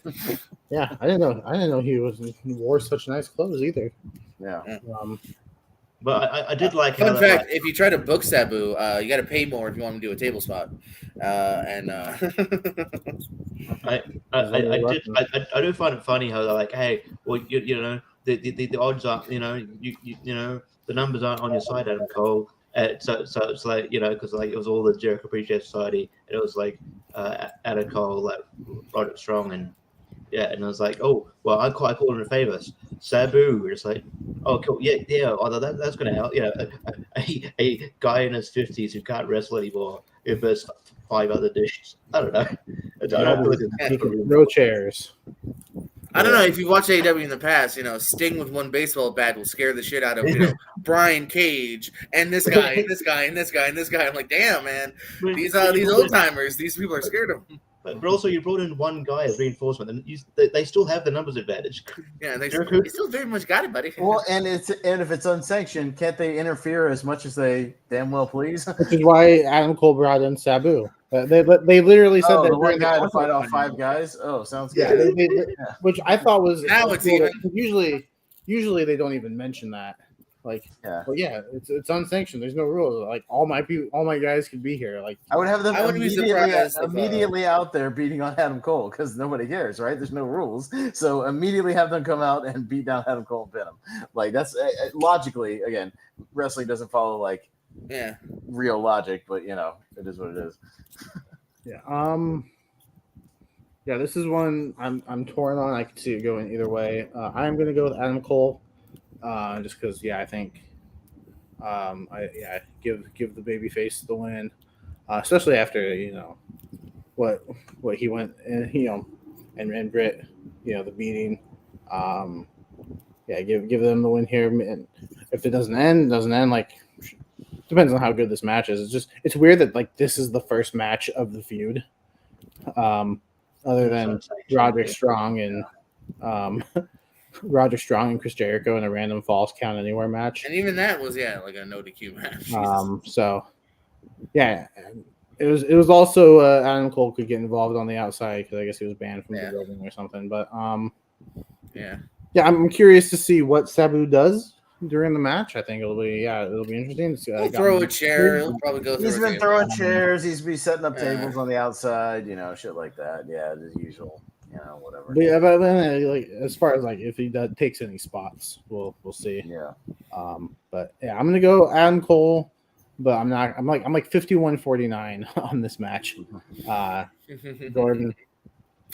Yeah, I'll follow suit and like Adam Cole, but not like assuredly. It could go either way. I think Cole's also a good potential as like another MJF contender down the line. You know what I mean? So I think you can segue into that pretty easily if that's what they wanted. So yeah, I'm gonna go with Adam Cole, the guy who's just kind of coming back, giving that first big W on pay-per-view. All right. So, but I also don't trust that Sabu fella. Matt, the Hardys and Hook versus Ethan Page, Austin Gunn, and Colton Gunn. Yeah, so this is another one. I think Hook is also a Rampage spoiler. Yeah, it is. Yeah, it is what it is. Who cares? Okay. I was gonna say I don't remember Hook being in this, but yeah, that yeah, I saw some headline about it today. Isaiah Cassidy is injured. Yeah, which I think is a legit injury. Yeah. Well, hey, all we're doing right now is saving us some time in the messages later. Predicting these matches. So we're just predicting them right now. Yeah, no, that's good. I don't care. Yeah, who cares? It's Rampage. Who gives a shit? Yeah. I still watch. Damn it, I'm the one guy that watches. Which evidently Rampage after Collision is going to be even more of a B show. Yeah. So I think also the stipulation here is if the Hardys win, they get Ethan Page's contract. So I don't know if that's going to factor in to your predictions, but what does Ethan Page get? I forgot already. Nothing. He gets his win back after the firm deletion.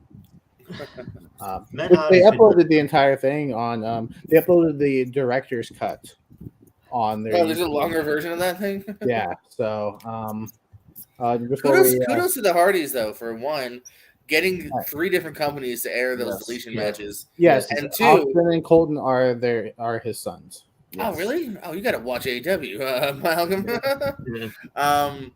And then 2, kudos to Matt Hardy for getting his entire family an extra paycheck because he got his sons paid for that deletion, his wife, his father-in-law, they all got paid for that. Shout out to Stokely Hathaway too for just the spots with the kids. I'm sure they must have had a lot of fun doing that. I like Stokely. I'm glad he's doing a little bit more. Yeah, he was great. But when I said Stokely Hathaway was part of Pretty Deadly, that was funny. That was a funny trivia moment. Pretty Deadly. Which, by the way, Pretty Deadly and Seth freaking Rollins should form a stable, and they could be called Pretty Freaking Deadly. That'd be all right. I like Pretty Deadly. You got in this one. Look at now. Anyway, who's first? Austin is. Austin. Okay. Hardys and Hook. Not much to say about this. Yeah. Hook doesn't lose. I mean, that's true. Still, I'm pretty sure he's still the FTW champion. Yeah, he's got that belt. Defended as often anymore. Yeah, this one, I kind of wish like this could have been the pre-show match, and maybe we get House of Black and the Acclaimed on the main show. But yeah, and that might just be because I'm not as interested in this feud anymore. I'll go Page and the Guns, just because no, I'm gonna go with the Hardys and Hook because I think this feud needs to be over. Hardys and Hook. Final answer. Hook is on his 303rd day as FCW champion. He's defended it 7 times.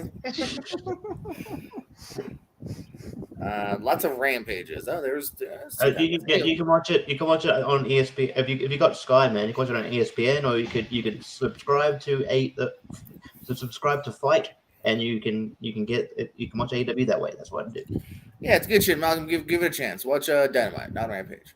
Yeah, no, definitely gonna go Hardys and Hook here. I don't see Hook ending, his hotness right here. Even though it's a 6-man tag, so you could get away with him losing, but I don't think that's necessary here. Plus, they're building the Hardys kind of on their return. This is their first match as a team, other than that deletion match, I want to say. So I think they're also gunning for at least a title shot, if not a title win. So yeah, I think pretty easily here it's going to be Hardys and Hook. Yeah. Richard? Yeah, I like when Jeff Hardy was like, "Oh, I can't wait to win the tag titles." I'm like, "You're not doing that yet. You're not in the tag title match yet, Jeff." Anyway, Anyway, I really, man, Matt Hardy has been giving, full credit to him, for being creative. He's been given some dog shit storylines over the years, and I feel like he's been feuding with about contracts for ages. Stop feuding about contracts. If you do with Andrade about contracts, I don't give a shit about contracts. I don't think once I've ever been invested in a fake contract gimmick. Yeah, and now they're probably going to win and do some comedy stuff. I don't care. Just move on to the challenge for the Paige was shitty to him for a little while. Now he's going to be shitty to Paige for a little while. Yeah, move on to the tag titles or whatever that you're supposed to probably win until Jeff Hardy kind of fucked up. So, hey man, we're all human. I know. But you can do that now. But I don't know. I don't see the point of this feud. This feud should be ending, but it's not going to end because it's just going to continue. Anyway, I also think Ethan Page should be used more in more of a serious role. I love Ethan Page. I know. I like Ethan Page. He's good. So yes, I will say Hardy's and Hook, but yeah, I think this feud is stupid. Hey, did you see Scorpio Sky's still alive? He's a Collision evidently. Yeah. All right. What's the next match? Jade Cargill and Taya Valkyrie. Taya Valkyrie, yeah. Now, this is interesting because for every other event, I would have said, "Oh, it's Jade. She's not losing yet." Now I'm not so sure. I think we got a pretty good challenger here. Jade's had the title for what feels like 12 years already. So I could see her finally dropping it. And I could see it so much that I'm going to predict Taya gets the victory. Jordan, what about you? I wanted to be the guy that said that. I think there's a good chance that it's just going to be another notch on Jade's belt. But, kind of like you said, for the first time in a long time, I think there's a possibility here that we're going to wrap up this first reign. Again, she can get it back later, but I think Taya, coming off a great run after being released by WWE, I mean, holding titles in Impact and MLW, popping up in NWA, she's been kind of a force and has been booked better than most opponents Jade's had. So I'm going to say Taya, not confidently, but I'm going to say Taya takes that TBS title. We finally have a second champion. Yeah, so I want to say Taya. I'm not confident though because I felt the same way. I'm like when she took on Athena at the time. I'm like, oh, someone who gives her a challenge, this would be hard. And then the match sucked. So and Athena looked like an idiot.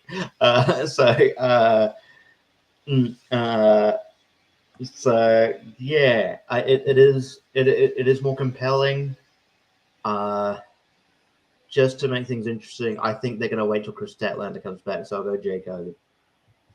And real quick before Austin, I don't remember her name. Frankie Monet. That's right. I was muted on points for Richie. It's okay, Jordan. You can answer more trivia questions after this. Oh shit, we are doing that. I forgot. I'm gonna set that shit up now. Yeah, don't get to go to bed. Yay. I'll take Goldberg. I mean Jay Cargill. Okay.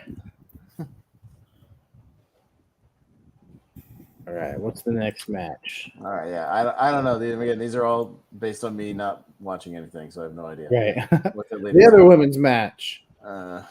Jamie Hayter taking on Toni Storm. Jordan, who do you got in this one? Oh, I don't necessarily think we'll see 2 title changes, but I'm gonna say Tony gets it. I'm gonna say Tony takes it off Jamie. We give the Outcast the title here, give them a little momentum, and yeah. Again, I could go either way, but I'm gonna say Tony Storm takes it. Mm, Richie? I don't see it. I think, like, I mean, I know Jamie might be dealing with a minor injury here, but the feud kind of seems to be more with, like, you know, the Outcast and Britt Baker. Is it like Jamie? Yeah, the problem is like the Jamie Hayter like always feels like a sidekick to Britt Baker, and Britt Baker feels like the main. Always like, it feels like the main person in feuds. That's like, even though she's a champion, and so I don't know. But yeah, like. I don't know. Like, I could see one of the members of the Outcast winning the title at some point, but I feel like Toni Storm's already, because she's already had it. I feel like maybe they'll go Saraya or Ruby Soho eventually. So I'll go Jimmy Hayter at this point. Awesome. Toni Storm, because she debuted at the Dynamite I went to in Greenville like a year ago. That's all I got. Yeah, this is another one that I'm torn on. I think, Jamie's had the title for a good amount of time now. I think it's I just looked it up. She's at 187 days, so it'll be like 190 by the time we get to Sunday. And yeah, they like their lengthy runs. Besides I mean, and Toni Storm, she lost the title to Jamie Hayter, so it's time for her to get that win back. I'm going Toni Storm. I didn't think I'd be an outlier here, but cool. If Jamie wins though, I won't be upset. Like it's one that I think is hard to predict. I think give the Outcasts some momentum, give one of them the belt. I think Toni Storm will make a great champion. So, all right, scrolling up. Okay, got the Anarchy in the Arena, my favorite that I hated last year, but Dave Meltzer gave 5 stars. 5 stars. Because I was the same way. I couldn't tell what the fuck was going on, and so as a result of that, he gives it 5 stars. I couldn't tell what the hell was going on. I was so frustrated with the last one. I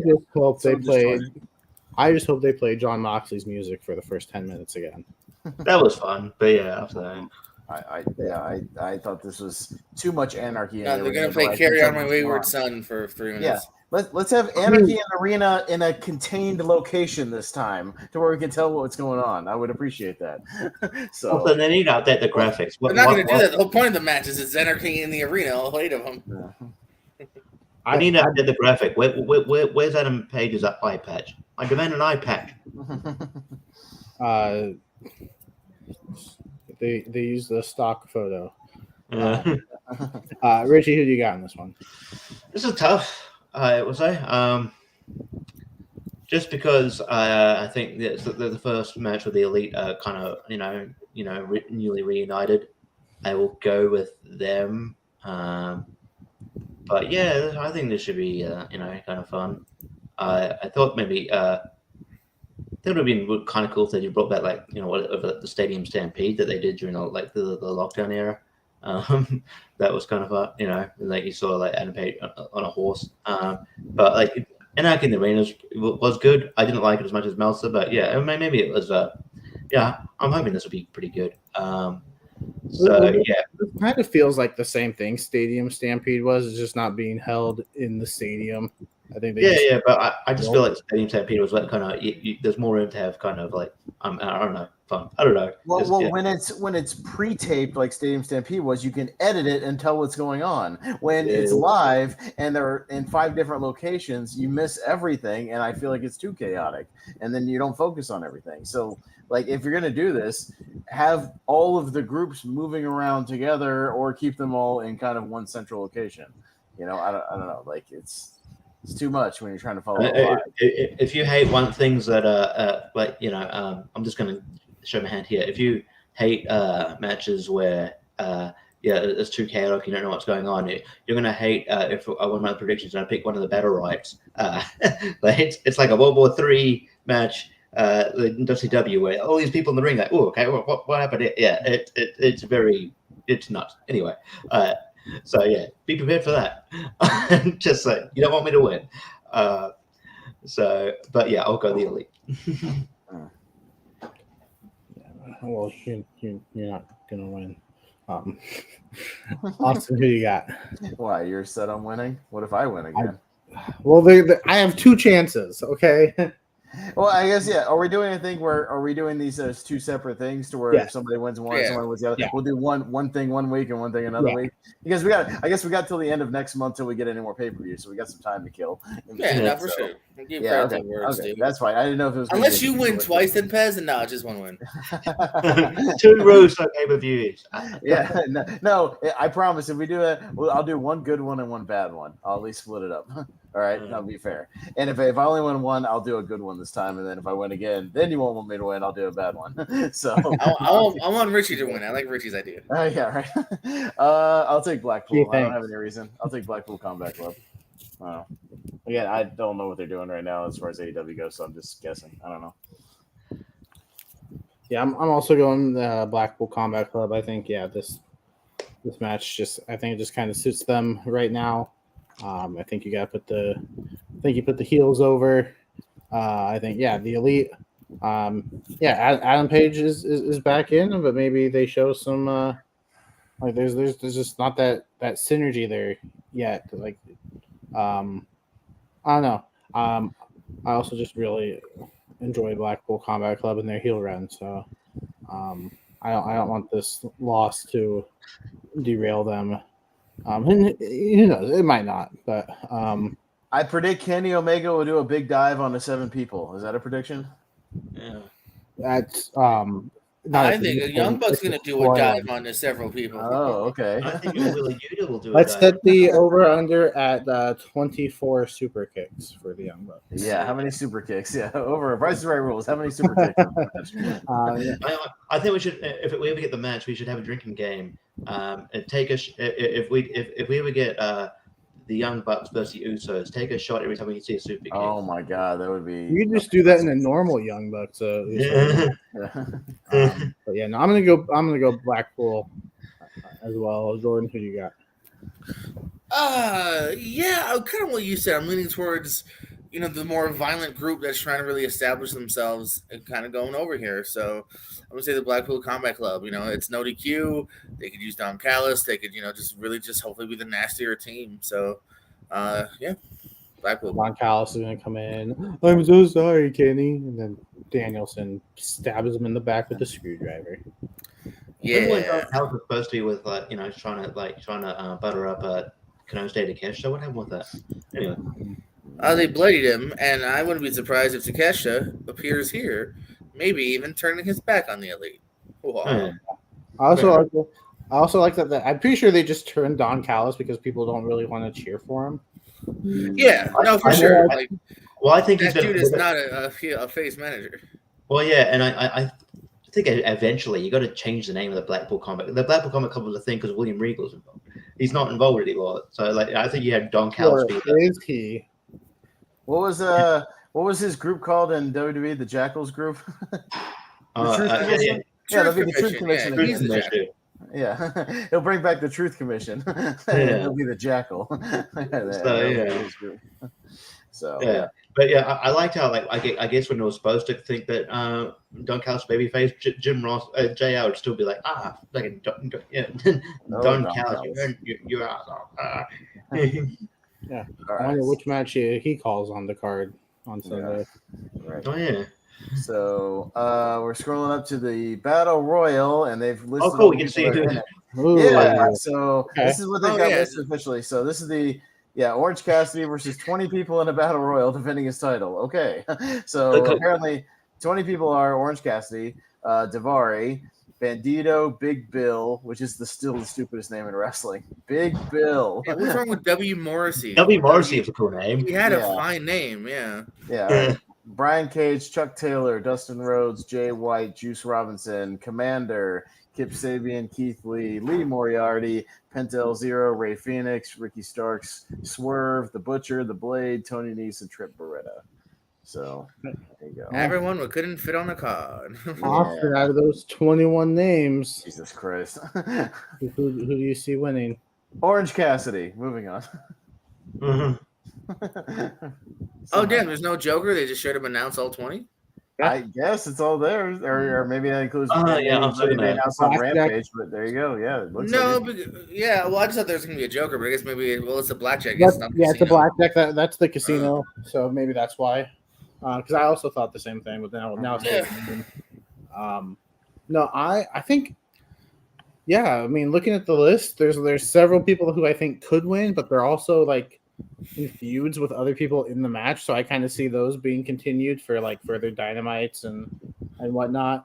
So, and the ones that aren't involved in other feuds, it's like, well, I don't really see them being a champion right now. So I'm gonna go with Orange Cassidy. Jordan. So here's the thing. I'll be honest. I think this is a good chance to maybe change it up and give it to somebody else. I think Jay White, Ricky Starks, even a Swerve would maybe make sense putting the title on them. But because it's predictions and I'm not confident, and I just think the most confident answer will be Orange Cassidy is my pick. yeah. Hey, see the fact that there's no Joker kind of threw me. So this is not my prediction. This is what was going to be my prediction. I was predicting that the Joker was going to win, and I thought the Joker, given it's the international championship, I thought the Joker would be Kota Ibushi. And I thought he'd win.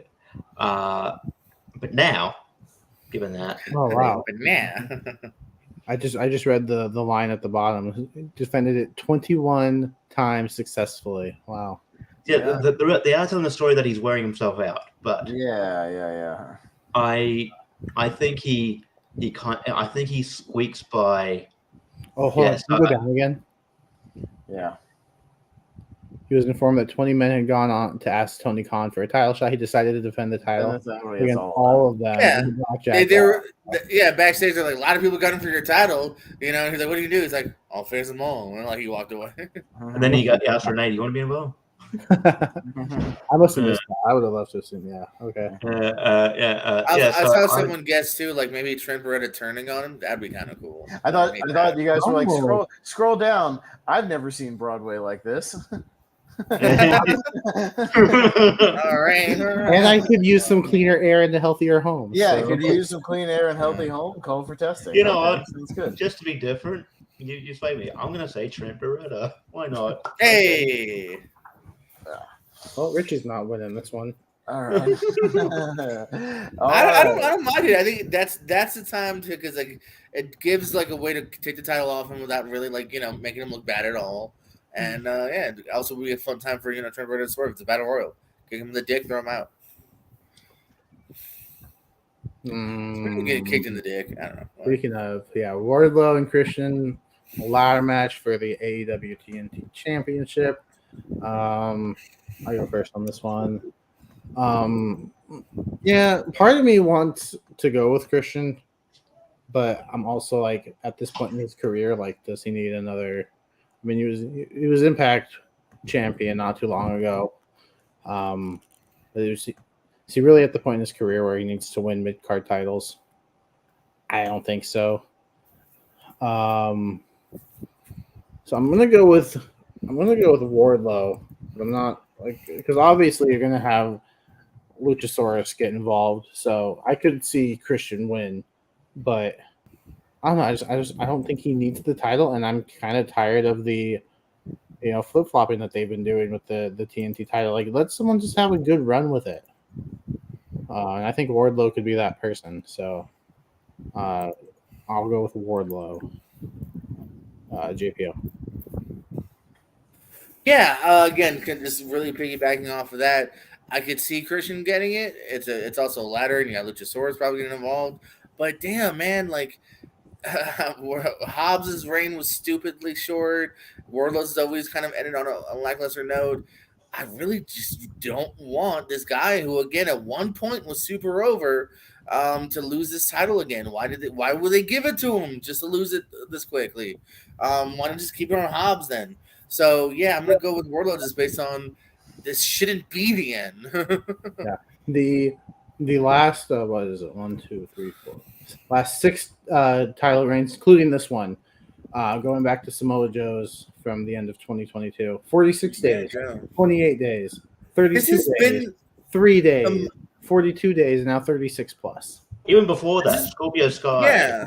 I say Sky and Guevara, like they flipped it back and forth. Like, I mean, Wardlow had it for 136 days in between those, so at least there's a lengthy reign there. But yeah, before that, I mean, the longest reign was Darby's at 186 days. yeah, Sammy had a 12-day reign. Scorpio was 37. Cody had a 35. Like, this is definitely the title that has been flipped the most, I feel, and unnecessarily too, usually. Like, I get it, give it to Scorpio, then let him have it until you're ready to give it to the next guy. Don't just give it back to Sam to give it back to Scorpio. Like, I don't know. Also, mostly on Dynamite, where it's been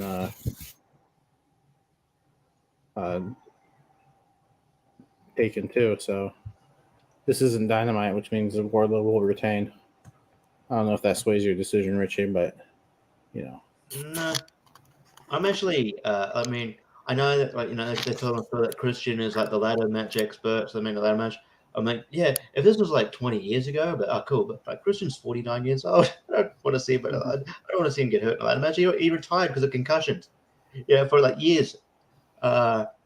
Anyway, and also I love Christian. He's one of my favorite wrestlers. I am low key disappointed it's not Luchasaurus. The TNT title was actually coming. It looked like it was becoming like the big motherfucker belt. All these big hoss fights are taking place for the TNT title belt, and I was looking forward to Wardlow versus Luchasaurus. And I kind of thought that's where they were going. I thought Christian was more of a manager. Yeah, I thought that's where they were going. Wouldn't it make more sense for Luchasaurus to be facing Wardlow in it, and Christian, being the ladder match expert, would tell him how to win a ladder match and how to win, and also too, like I can't see Christian taking too many gnarly bumps. Like Luchasaurus is a young guy who could, Some quick ladder facts about Christian too. So he was in the Face of the Revolution ladder match in 2022. That was it until 2013, and if you want to go for a singles match, 2011 with Alberto Del Rio. So it's not like he's had a lot of them recently. Was that 2013 the Money in the Bank? Yes, it was. Yeah, last time he was in a singles ladder match was Money. Oh no, Extreme Rules. Money in the Bank. He was in a Money in the Bank. But I'm saying singles match was. And the singles was the because Edge had to vacate. Yeah. So I mean, I'm kind of I don't know. I get why maybe Christian's bigger star, but I want to see. I wanted to see Wardlow's stories. I'm probably going to get that eventually. I'm like, why can't we just get that here? I don't understand. But yeah, so I'll go Wardlow. Mm-hmm. I mean, I don't mind if this is the segue to get to Luchasaurus. I just figured it would be Luchasaurus then Christian, not Christian Luchasaurus.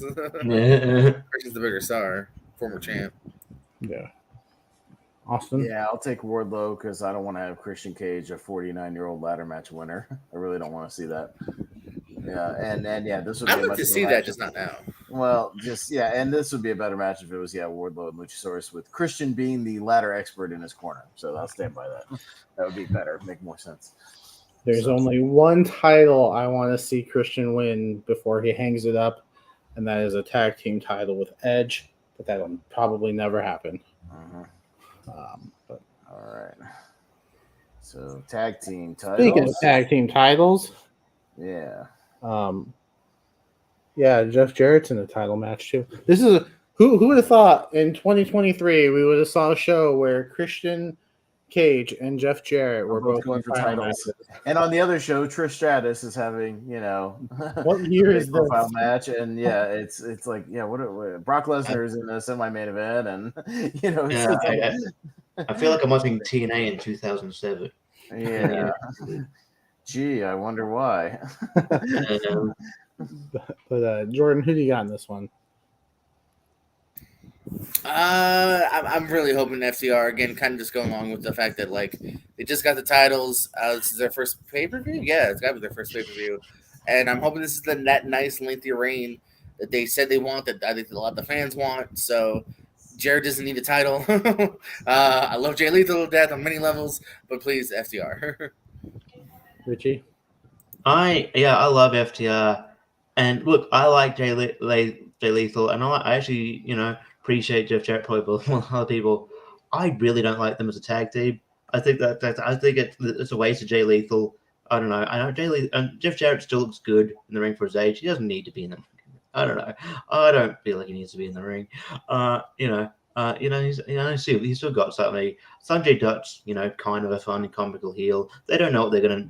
Setting them thing. He's not very good. Because they realize he's not good, so they're just putting him in the background. They know he's not very good. Easy good. check. He was going to be in a match at one of the. And then they pulled him to the emergency machine. Only Jake Hager's been paid longer to just stand in someone's background than this Satnam Singh guy. Like, man, I want to be in a group that just gets paid just to be there. Yeah, but like at least Jake Hager's got like a gimmick of like, hey, I like my hat. He just there. Sure, okay. The hat thing is more interesting than anything Satnam's done. Why do you think Billy Gunn is? Russell? Have you seen those smiles Billy Gunn has when he's just standing on the outside, cheering on the Acclaimed? He doesn't have to take bumps. How happy he is. Yeah. It's a great gig when you can get it, right? Billy's probably upset he's booked Sundays, or Saturdays. He's like, oh damn, I actually got to wrestle instead of just wrestle. Fine. Malachi Black, y'all will fight Malachi Black. That dude's still like somebody to look big again. Oh, he's still incredible though. He's still incredible. That dude's still like, he's nearly 16. He's still fucking huge.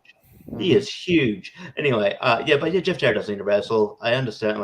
I do like him. I think he's still got some of the best punches in wrestling. But yes, FTR should win this. Yeah, and there'll be some blow up between Mark Briscoe and Jay Lethal, and yes, that might spur something on in the future. Yes, so yeah, FTR should win this. Austin? I'll take FTR featuring my good friend and great shopper, Dex, that comes into my store, and I'll probably see him when he comes home after this event. I'll see him on Tuesday or something. That'll be great. I'll say hi to him for everybody. Tell him to come on our show. And my other prediction for this match is that, they'll get pissed off at Mark Briscoe, and either Jay or Jeff Jarrett will hit him with a guitar after the match. That's my prediction. All right, so I think there's only one match left. Is that it? Yeah, the four-way. We got the four-way. I think that. Yep. Yeah, there you go. All right. Is anybody taking anybody other than MJF in this match? Probably not, but I do have a bit of a rant. I don't like the want to. Okay. Yeah, but yeah, if you can still talk about it, but is anybody actually predicting anybody other than MJF to retain the title here? I kind of feel like this is one of the easier predictions of the weekend, honestly. Yeah. Ricky. Yeah. So yeah, I've not been a fan of how they've built this. I liked it initially. I like the idea of the match. I love the idea of the match. I was like, hey, cool, full pills. I get it. All right, cool. They haven't really done a good job in convincing me, at least, that the other three would be capable of beating MJF at this point. Especially, Brian Alvarez ranted about this, and I agree. Jungle Boy getting the shit kicked out of him. Jungle Boy got the shit kicked out of him by Roosh and barely squeaked by a victory. Right. I saw that rant. I haven't caught up with it, but I saw that rant. Holy shit, he ranted about that for 15 minutes, and it makes sense. Yeah, he's supposed to be a title contender. Yeah, but he's a title contender. And yes, and then I don't know, Darby gets wins, but still I still don't believe he's going to beat MJF. It's just it's very apparent to the booking that MJF is, a step above those the other three guys. So yes, I think this feud's almost like a placeholder until we get to someone like Adam Cole, or I don't know who else you'd put it. Even maybe a CM Punk again. I don't know what you do. But yeah, so I'll go. I'll go MJF for sure. Austin. Yeah, Jungle Boy got the shit kicked out of him that 1 week. Darby Allin gets the shit kicked out of him all the time. Cornette's got such a good rant on that Roosh Jack Perry match. Darby Allin loses constantly, so he shouldn't be in this match. If wins and losses matter in AEW, and Sammy Guevara should be in a mid-card feud. I'm sorry, I don't see him as a title contender right now. They haven't built him up like that. So yeah, MJF.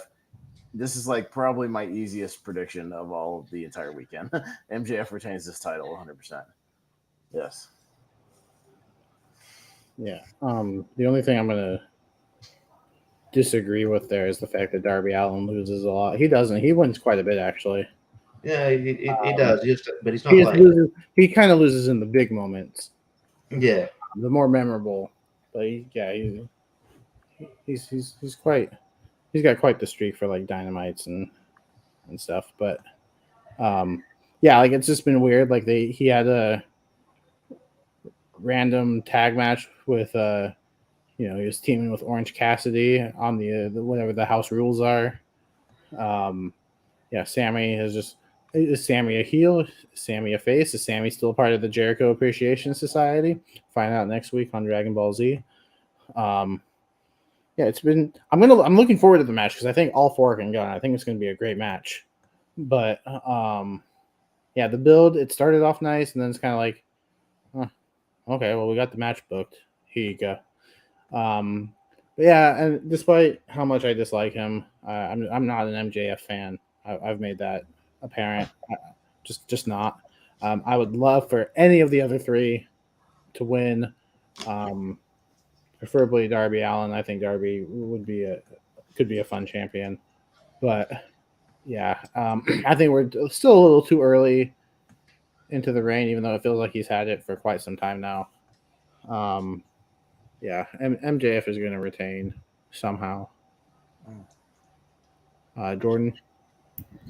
Yeah, I kind of said up front, my major problem was just unfortunately, one, there's no world title match on WWE, and this world title match on AEW is kind of a foregone conclusion here. I don't see MJF losing it on his second big pay-per-view defense.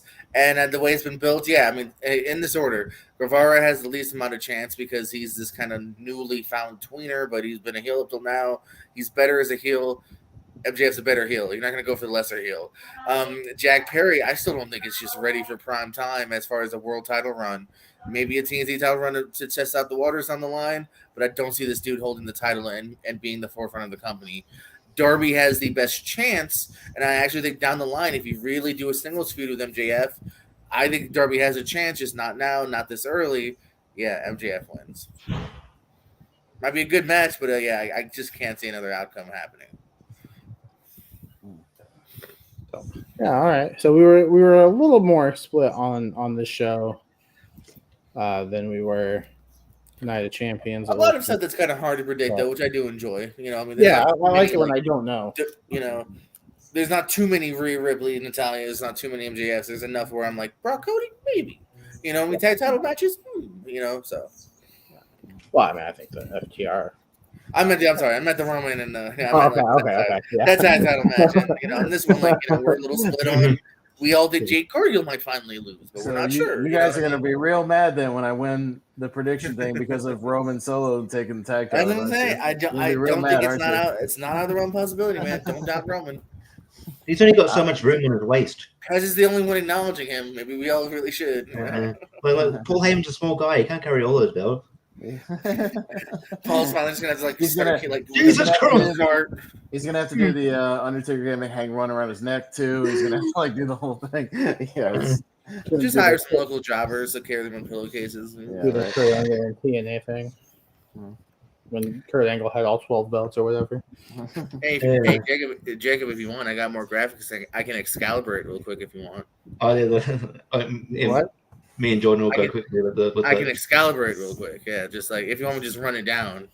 All right, but if it's not done in 30 seconds, you didn't Excalibur it. That's what I'm saying. Let me try Excalibur. All right. Oh yes, NXT Battleground. The NXT Battleground. That's what you know. Sorry, what? Which is happening. I think it's funny that it's happening at the same time because usually I think they'll figure that out. Or they've done it like before AEW would go. So I think they're going head to head, man. Counter program. Yeah. Watch this instead. Yeah. No one's watching this instead. Anyway. I'll watch it on Monday or late Sunday. I'll probably. Braun Breaker going for Carmella has his NXT title championship. We're going to crown a new women's champion when Tiffany Stratton takes on Laya Valkyria. The North American Championship, Wesley will take on Joe Gacy and Tyler Bate. Tag team titles in line with Three Brothers take on Gallus. Noam Dar defends the Heritage Cup against Dragon Lee. Donovan Jajakovic takes on Rajak. Dragunov, who will take the IC title from Gunther, according to Pez. Then over to Impact, we have Steve Macklin versus PCO in a no match for the World Championship. John Perosa defends the World Knockouts World Championship against Jordan Grace. Giselle Shaw takes on the debuting Trinity. Kenny King versus Nick Aldis. Number one contenders match with Moose, Eddie Edwards, Jonathan Gresham, Yuri Yamura, Al Kelly, and Freaky Kazarian. X-Division title on the line with Terry Miguel takes on Chris Haven. ABC, Chris Bay and Ace Austin takes the titles against Flash Morgan Webster and Mark Andrews. Mason Andrews. Mark Andrews.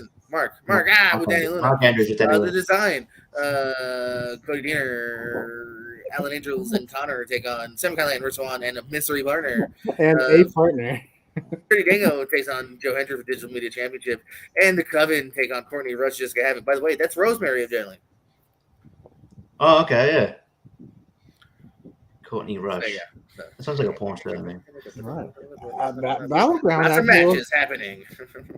Battleground actually looks like it could be a decent show. I'm gonna have to watch that. I think Tiffany Stratton's winning. So yeah, that card, I'm into. I don't know who half those people on that NXT or the Impact cards are. I am out of the loop. I don't know what's going on. Yeah. Lots of good wrestling. I will try to squeeze in that TNA Impact show. If you're interested, it's only like $5 on their YouTube. So Maybe some of those matches are interesting. Trey Miguel versus Chris Sabin could be a banger. I mean, yeah, that 6-way, the tag title should be good. I love those guys, the NXT UK guys. Yeah, they're NXT UK guys with that just debuted. Yeah, Danny Luna's coaching. See what's up with Trinity. Will be interesting. Yeah, but yeah, again, it's just it is one of those placeholder shows that they're gearing up to another one. But if the action is good, it doesn't matter. Yeah. So yeah, no, these are Until the Usos.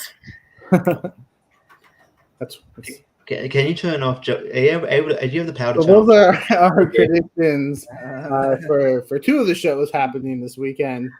Night in Tampa Doing the night, my love. and Double or Nothing. No, sir. I didn't see you playing with your dolls again. Yeah, come back next week to find out who wins. Maybe somebody won both. Maybe we split. We'll find out next week. Will we be watching Russo's MLW? Whatever Jacob says, I don't know. Find out soon. Yeah. I'll fill you guys in off air once We're not doing Russo if I win, not this time. I'll Maybe let the you one know. after Good that. WCW. Good WCW. It might be. I I'll give you a hint. It might be good WCW. We'll say that. All right. Yeah. But So don't dread it if Roman and Solo win. All right. I will, but not for those reasons. Right. No, I mean, I was going to say, yeah, because we got time to kill because the next prediction show, I'm guessing, wouldn't be for us until the 22nd because the next pay-per-view after that would be Forbidden Door on the June 25th, I believe. Yeah, it's either Forbidden Door or Money in the Well, Money in the Bank will be after that. They're a week apart. Yeah, so- Forbidden Door then. Yeah. Forbidden Door's on the 25th, and then we could review Forbidden Door and then preview and predict Money in the Bank the week after that. So there you go. Yeah. so, yeah, these have been. We our got some time to predictions. kill until then, so that's why we're gonna have two predictions and maybe two different shows or drafts or whatever the hell whoever comes up with that we're gonna do. Yeah. I like my idea. I'll share with you guys when we're done here. Okay. Yeah, because stick around, not on this channel, but on JPO's channel, because you can Live see at the Pure Scope. you can see yours truly hosting a trivia match in the King of ASAT tournament between Jordan and Austin in however many minutes it takes to do these plugs. Richie, where can people find you? You can find me, Movie Hero doing this, tier ranker, tournament fights, tell them streaming my Chibi podcast. We recorded an episode on a movie called Head of the Family yesterday, we uploaded Hell Riders the other day to a stupid bikie movie with Tina Louise from Gilligan's Island and Adam West. It's silly. And otherwise you can find me doing trivia elsewhere as well. With these gentlemen. Oh yeah, and you can find me on Adventure on Combat Wrestling Trivia facing Jacob Alba, even though he believes that's not happening. It is. You got to accept it. It is happening. It's not happening. And it is happening. I had my return match like a month ago, and nothing has happened since then. So he's been on sabbatical. We can hold out hope, but I don't think you losing to me in wrestling trivia is going to happen. So you just gotta, me losing to you is not going to happen. Yeah, you're right. Accept it and move on with your life. Yeah, I'm going to be anyway, and I might watch you host a set, but if you're lucky. So yeah, there you go. And I really hope it just goes 20 questions because I didn't write tiebreakers. Jordan, besides just do what I do, Jacob. There's a real quick thing you can do with tiebreakers. Just pull up IMDb and start asking movie release date questions. Really easy. No. Easiest thing you can do. ASAP rules dictate box office or Rotten Tomatoes, not this bullshit. There are rules here. Yeah, I mean, I stole those rules clearly. Still, there is now. But Jordan, besides you facing Austin in just a few minutes, where else can people find you? Yes, the channel is the Pure SCO. That's where I will be facing Austin, and we do trivia there all the time. We have some fun on that, as well as some other side shows that we do on there as well. And then Pierce Wrestling, Pierce like Pierce your ear. Pierce Wrestling. We have some fun over there with trivia. We're also close to wrapping up that tournament as well. Yeah, I do dual tournaments at once. It's pain in the ass, but it's a lot of fun. So yeah, that one just finished the first round. No, we're close. We're almost done. We're in like the semis or the finals now. Yeah, that was quick. Yeah, we got rolling, baby. No, yeah, because I feel like I just lost in the first round like a week ago. So, Austin, where else can the people find you? Just here. You can find me on Saturday night after we talk about 4 other remakes, ranting about why the Little Mermaid movie doesn't work compared to the original. Because I will rant for about 45 minutes after. Jacob will just bow out if he wants to, and I'll just stay on the channel and just rant for And another thing. Yeah, and another thing, because I took notes while I was watching the old one today. That's how pissed off I was at what works and what doesn't work. So yeah, there you go. But I don't know. I don't have much else going on besides that. Aaron's late uploading his Battlegrounds right now, so the title match isn't even up yet. Still, I think it was supposed to be up like a couple weeks ago, but it's not. So needs to work on that. But other than that, yeah, just around here. You know where to find me. Yeah, I'm the same. You can find me around here, hosting the show, hosting a podcast about movies, trivia triathlon, bringing that back. And then, tournament fights, tier rankers. We'll be back tomorrow with the 2012 part 2. I should be on that one. It'll be interesting. I didn't watch the first one, so I don't know if I already made it through. So it'll be a big surprise for me. How many times will I say I haven't seen ... Take the over-under now. The over-under will start at 25. It's been a lot of fun. These have been our predictions. Let us know in the comments your predictions, and let us know how stupid we are if you're watching this after both of these shows have aired, because sometimes I make stupid predictions and I need to be called out. I need to be held accountable for my wrong choices, guys. Yeah, just you, Jacob. So, which is funny because we agreed on a lot. But yeah, this has been a lot of fun. We'll be back next week. Maybe talking about both shows. Maybe not. That would be for a long episode. But we'll be back next week talking some sort of wrestling. So until then, that's Jordan. That's Richie. That's Austin. I'm Jacob. And we will see you next time. And we're not live.